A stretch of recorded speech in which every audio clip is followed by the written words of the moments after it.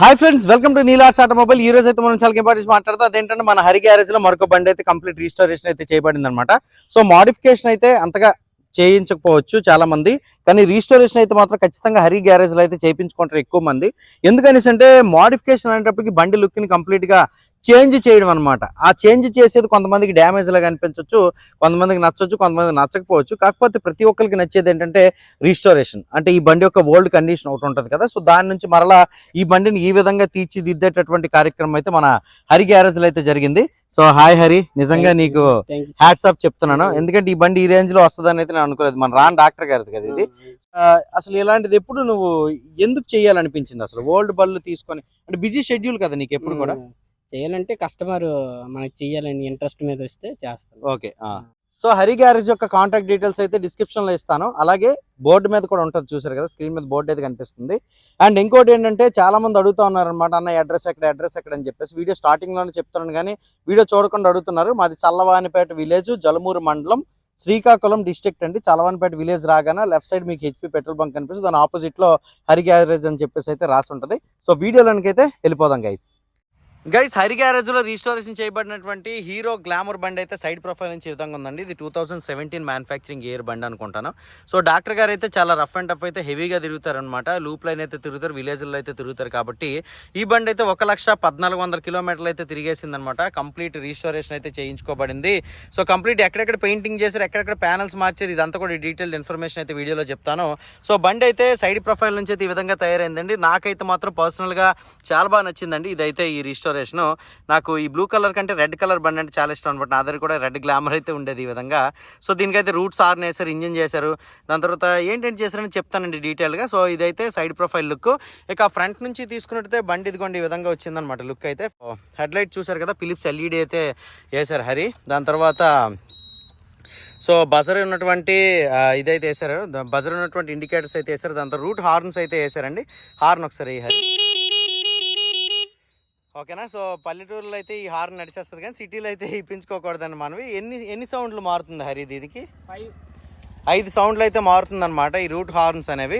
దాని తర్వాత ఇదిగోండి ఇక్కడైతే ఈ మిర్రర్స్ ఏవైతే ఉన్నాయో ఇవైతే కొత్త వేయడం జరిగిందండి. దాని తర్వాత ఇక కిందకు వచ్చిన తర్వాత ఈ హెడ్లైట్ డూమ్ ఏదైతే ఉందో ఇదైతే మనకి కొత్తది మార్పించడం జరిగింది. దాని తర్వాత ఈ హెడ్లైట్ ఏదైతే ఉందో, సో హెడ్లైట్ లోపల బల్బ్ అయితే మనకి ఫిలిప్స్ ఎల్ఈడి అయితే వేయడం జరిగిందండి. సో లైటింగ్ అయితే మాత్రం ఎక్స్ట్రాడినరీ ఉందన్నమాట. దాని తర్వాత ఇక్కడ నెంబర్ ప్లేట్లు కూడా చూశారు కదా.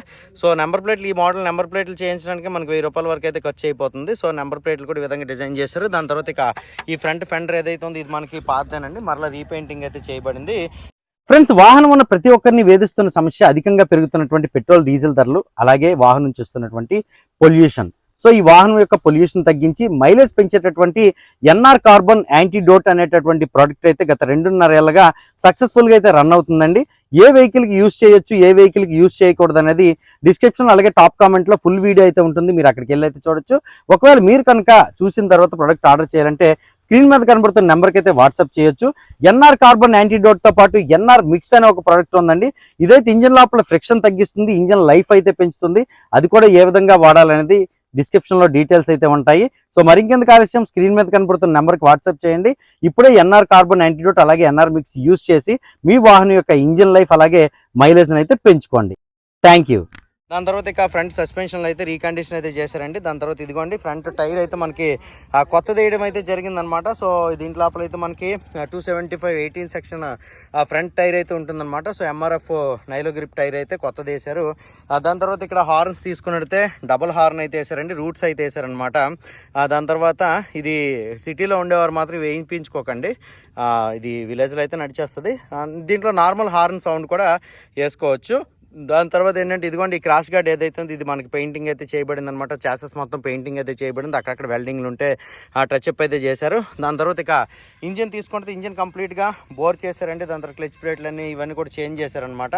సెల్ఫ్ మోటార్ కంప్లైంట్ ఉంటే అవన్నీ కూడా చేశారు. So kick rod, self start రెండు కూడా వస్తాయి కదా. ఇంజిన్ మొత్తం అయితే కంప్లీట్ పెయింటింగ్ అయితే చేయబడింది. స్పార్క్ ప్లగ్స్ అయితే మార్చారు. దాని తర్వాత ఇక్కడ దీనికి ఈ అడాప్టర్ ఏదైతే ఉంటుందో ఇది కూడా మనకి కొత్త అయితే వేయడం జరిగింది అనమాట. సో ఈ విధంగా ఇంజిన్కి సంబంధించి కంప్లీట్ వర్క్ అయితే చేశారండి. దాని తర్వాత ఎగ్జాస్ట్ అయితే పాతదేనండి, దానికైతే పెయింటింగ్ చేయబడింది అనమాట. క్యాప్ కూడా మనకి పెయింటింగ్ అయితే చేయబడింది, చూసారు కదా. దాని తర్వాత ఈ బ్రేక్ ప్యాడిల్స్ ఏవైతే ఉన్నాయో సో బ్రేక్ ప్యాడిల్ అయితే మనకి పాతదే ఉంచారు.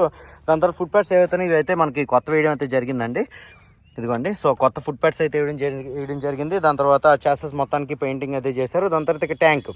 సో ట్యాంక్ తీసుకుంటే ట్యాంక్ మొత్తానికి అయితే పెయింటింగ్ చేయడం జరిగింది. సో గ్లామర్ ఈ స్టిక్కర్ అయితే చూసారు కదా. సో కొత్త కంపెనీ ఆ షోరూమ్ నుంచి వచ్చినటువంటి బండి ట్యాంక్ పెయింటింగ్ ఏ విధంగా ఉంటుందో షైనింగ్, ఆ విధంగా మనకైతే కనిపిస్తుంది అనమాట. సో రెడ్ మెటాలిక్ పెయింట్ అయితే వేయడం జరిగింది. ఎక్కడ కూడా కాంప్రమైజ్ అయితే అవ్వలేదండి. రెడ్ మెటాలిక్ పెయింట్ చాలా బాగుందన్నమాట పెయింట్ క్వాలిటీ అయితే. దాని తర్వాత ఇక్కడ సైడ్ ప్యానల్ ఏదైతే ఉందో ఈ ట్యాంక్ ఎక్స్టెన్షన్ ఇదైతే మనకి కొత్తది వేయడం అయితే జరిగిందండి. దాని తర్వాత ఈ ప్యానల్స్ కూడా మనకి కొత్త వేయడం అయితే జరిగింది. ఈ ట్యాంక్ కవర్ చూసారు కదా. సో హరి గ్యారేజ్ పక్కన అయితే సీట్ కవర్ వర్క్స్ ఉంటుంది. అక్కడైతే మనకి ఈ ట్యాంక్ కవర్ అలాగే సీట్ కవర్ అయితే వేయడం జరిగింది. సో సీట్ కవర్ మీద రెడ్ లైనింగ్ అయితే చూసారు కదా, లెదర్ టచ్ అప్. కాకపోతే ఈ స్టిచ్చింగ్ది కాకుండా ఉంటే బాగున్నది నా ఫీలింగ్ అనమాట. లోపల ఉండే ఫోమ్ను బట్టి అంత వేగం వాటర్ దిగి ప్యాంట్ తడదు, కానీ ఇలా స్టిచ్చింగ్స్ ఉన్నాయంటే మాత్రం ప్యాంట్ తడిచే అవకాశం అయితే ఉంటుంది. దాని తర్వాత ఇదిగోండి ఈ ట్యాంక్ కవర్ అయితే ఈ విధమైనటువంటిది వేశారు. దాని తర్వాత ఇదిగోండి ఇక్కడ సైడ్ ప్యానల్స్ అన్ని కూడా కొత్త వేశారండి. బ్యాక్ టైర్ కూడా కొత్త వేశారు. ఇక వీల్ అయితే మనకి పెయింటింగ్ చేయబడింది. బ్రేక్ షూలు ఏవైతే అవైతే కొత్త వేయడం జరిగింది. ఎగ్జాస్ట్ కూడా పెయింటింగ్ అయితే చేశారు చూసారు కదా.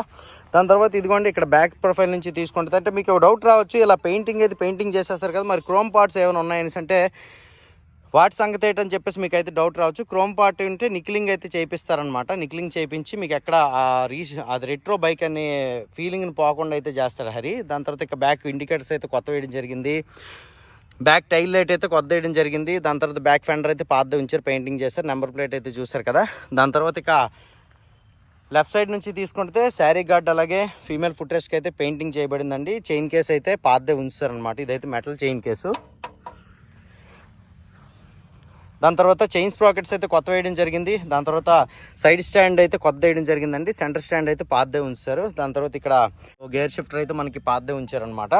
దాని తర్వాత ఇంజిన్ సైడ్ కూడా మనకి ఈ మ్యాగ్నెటిక్ కాయిల్ అని ఈ వర్క్ అంతా కూడా నీట్గా అయితే చేయడం జరిగింది. సో ఫ్యూయల్ కార్కి అయితే కొత్త వేసారు. కార్బోరేటర్ అయితే మొత్తం నీట్గా క్లీన్ చేశారు. కొన్ని ఫ్లోట్ నీడిల్స్ ఇటువంటివి అయితే చేంజ్ చేయడం జరిగింది. ఫ్రంట్ ఇండికేటర్స్ కూడా మనకి కొత్తవి అయితే వేయడం జరిగింది అనమాట ఈ బండికి. దాని తర్వాత ఇక హ్యాండిల్ బార్. సో హ్యాండిల్ బార్లు అయితే హ్యాండ్ గ్రిప్స్ అయితే చూసారు కదా, మంచి హ్యాండ్ గ్రిప్స్ అయితే వేసారండి. దాని బార్ అండ్ వెయిట్స్ ఒకటి కొత్త వేసారనమాట.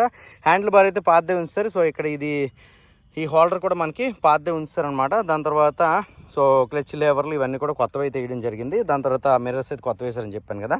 ఇది కూడా ఇంకా ఇన్స్ట్రుమెంట్ కన్సోల్.